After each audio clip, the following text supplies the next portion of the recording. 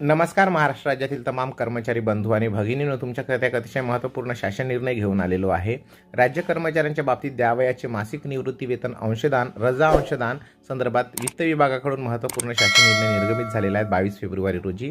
तर काय आहे सविस्तर वृत्त जाणून घेऊया. त्याकरिता व्हिडिओ पूर्ण बघा. काही शंका असल्यास कमेंट्स करून नक्की लिहा. चॅनलवर पहिल्यांदा आला तर चॅनलला सबस्क्राईब करून बेल बटन दाबायला विसरू नका. तर चला मंडळी, व्हिडिओला सुरुवात करूया. बंधूंनो, राज्य शासन सेवेत असणाऱ्या शासकीय कर्मचाऱ्यांच्या संदर्भात द्यावयाचे मासिक निवृत्ती वेतन अंशदान, रजा वेतन अंशदान या संदर्भात राज्य शासनाच्या वित्त विभागाकडून दिनांक 22 फेब्रुवारी 2022 रोजी अत्यंत महत्त्वपूर्ण निर्णय निर्गमित झालेला आहे. 24 रोजी.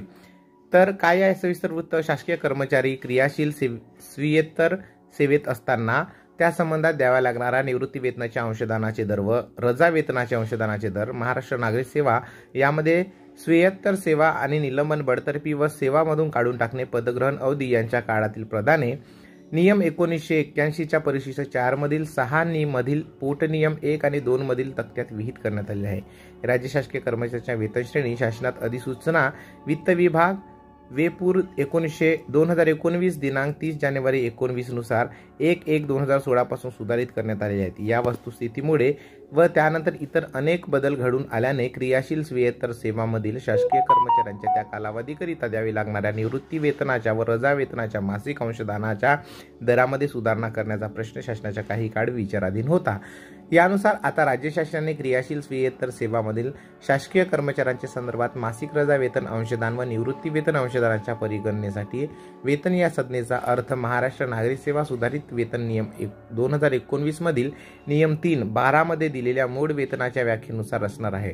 तसेच शासकीय कर्मचाऱ्यांचे क्रियाशील स्वीयेतर सेवा कालखंडात देय होणारे सेवानिवृत्ती वेतनदान अंशदान महाराष्ट्र नागरिक सेवा नियम 1981 च्या परिशिष्ट 4 मधील नियम 6 च्या पोटनियम 1 मध्ये प्रस्तावनेतील निर्णय दिनांक 1 ऑक्टोबर 83 नुसार नमूद केल्याच्या दराने कर्मचारी स्वीयत्तर सेवामध्ये जाताना त्याग केलेल्या पदाचे सध्याचे सुधारित वेतन श्रेणीमधील वेतन अथवा स्वीयेतर वेतन असताना त्याला एखाद्या पदावर प्रपत्र पदोन्नती देण्यात आली असेल तर त्या पदाच्या सुधारित वेतन श्रेणीमध्ये निश्चित करण्यात येणारे वेतन लक्षात घेऊन त्याप्रमाणे पूर्वीप्रमाणेच परिगणित करण्यात यावे असा निर्णय देण्यात आलेला आहे. त्याचबरोबर क्रियाशील स्वीयेतर सेवामध्ये असताना रजा वेतनापोटी द्यावी लागणारे मासिक अंशदानाचे दर हे महाराष्ट्र राज्य नागरिक सेवा नियम 1981 नुसार स्वीयेतर सेवांमध्ये मिळणाऱ्या वेतनाच्या 11% इतके असणार आहे. त्याचबरोबर सदरचे आदेश सुधारित वेतन श्रेणी अंमलात आल्याच्या दिनांकापासून म्हणजेच दिनांक 1/1/2016 पासून अंमलात येणार आहे. मात्र प्रतिनियुक्तीवरील जे कर्मचारी जसे विकल्प देऊन 1/1/16 नंतरही असुधारित वेतन श्रेणीमध्ये वेतन घेणे सुरू ठेवतील अशांच्या बाबत सदरचा आदेश त्यांच्या विकल्पानुसार अंमलात येणार असल्याचे नमूद करण्यात आलेले आहे. तसेच दिनांक 1/1/16 पासून पूर्वीपासून जे कर्मचारी प्रतिनियुक्तीवर होते त्यांच्या प्रतिनियुक्तीचा कालावधी 1/1/16 पासून कर्मचारी प्रतिनियुक्तीवर होते त्यांच्या प्रतिनियुक्तीचा कालावधी 16च्या पुढेही चालू असणार किंवा वाढवण्यात येणार आहे. तसेच ज्यांना यापुढे प्रतिनियुक्तीवर पाठवले जाणार आहे त्या सर्वांच्या बाबत हे आदेश लागू असणार आहेत. या संदर्भात राज्य शासनाच्या वित्त विभागाकडून 22/1/24 रोजी शासन निर्णय निर्गमित करण्यात आलेला आहे. तो सविस्तरपणे मी स्क्रीनवर स्क्रोल करतोय, तुम्ही वाचू शकता. आणि काही शंका असल्या की तुम्ही कमेंट्स करून नक्की लिहा.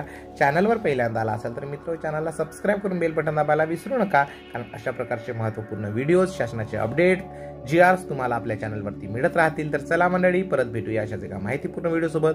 तोपर्यंत जय हिंद, वंदे मातरम, धन्यवाद, जय महाराष्ट्र.